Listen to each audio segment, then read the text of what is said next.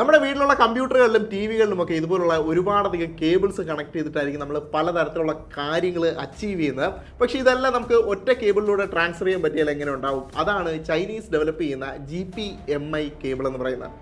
Full form ആയിട്ട് പറഞ്ഞു കഴിഞ്ഞാൽ ജനറൽ പർപ്പസ് മീഡിയ ഇൻ്റർഫേസ് എന്ന് പറയും. ഈ ഒരു കേബിൾ ഉപയോഗിച്ചുകൊണ്ട് നമുക്ക് ഡാറ്റ ട്രാൻസ്ഫർ ചെയ്യാൻ വേണ്ടിയിട്ട് പറ്റും, വീഡിയോ ട്രാൻസ്ഫർ ചെയ്യാം, ഓഡിയോ ട്രാൻസ്ഫർ ചെയ്യാം, കൺട്രോൾ സിഗ്നൽസ് കൊടുക്കാം, പവർ ഡെലിവറി ചെയ്യാം, ഇൻ്റർനെറ്റ് വരെ കിട്ടും. ഈ കേബിൾസ് വരുന്ന രണ്ട് വേരിയൻ്റ് ആയിട്ടാണ്. ഒന്നാമത്തെന്ന് പറയുന്നത് ടൈപ്പ് സി വേരിയൻറ്റും രണ്ടാമത്തെ ടൈപ്പ് ബി വേരിയൻറ്റുമാണ്. ടൈപ്പ് സി വേരിയൻ്റ് ആണെങ്കിൽ നമുക്ക് ഏകദേശം 240 വാട്ട്സോളം പവർ ഡെലിവറി കൊടുക്കാൻ പറ്റും. ബാൻഡ് വിഡ്ത്ത് വരുന്ന ഏകദേശം 90 GB/s ആണ്. ഇതിൻ്റെ ടൈപ്പ് ബി വേരിയൻറ്റിലേക്ക് വന്നു കഴിഞ്ഞാൽ 480 വാട്ട്സിൻ്റെ പവർ ഡെലിവറിയും 192 GB/s ബാൻഡ് വിഡ്ത്തും കൊടുക്കുന്നുണ്ട്.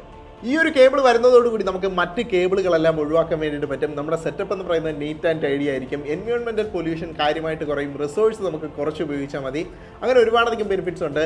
അപ്പോൾ ഇനി തൊട്ട് നിങ്ങളുടെ പോർട്ടുകളിൽ ഒരുപാടധികം കേബിൾസിനെ പറ്റി പഠിക്കുന്നുണ്ട് കേട്ടോ. ഒരു ഒറ്റ കേബിളിൽ തന്നെ നമുക്കിതെല്ലാം സാധ്യമാക്കാൻ വേണ്ടിയിട്ട് പോവാം.